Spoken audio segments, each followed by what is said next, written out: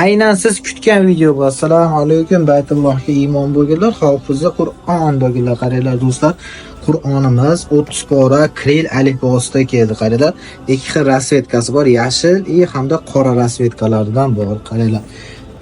Qog'ozlarni ham qaranglar, Madina Qur'onga o'xshab ishlanganda subhanalloh 30 pora to'liq bo'ladi. Buni eng afzalli jihati ham tajvidlik, ham bu kiril alifbosi qanaqa qilib o'qilishigacha, harflar qanaqa qilib talaffuz qilinishigacha yonboshda yozib qo'ygan. Har bitta surani o'qiyotganingizda e'tibor berib o'qiysiz, inshaalloh adashmaysiz bunda. Qarang, mana misol uchun Ixlos surasini oladigan bo'lsangiz, bu tomonida kirilchasi bo'lsa, bu tomonida arabchasi bo'ladi.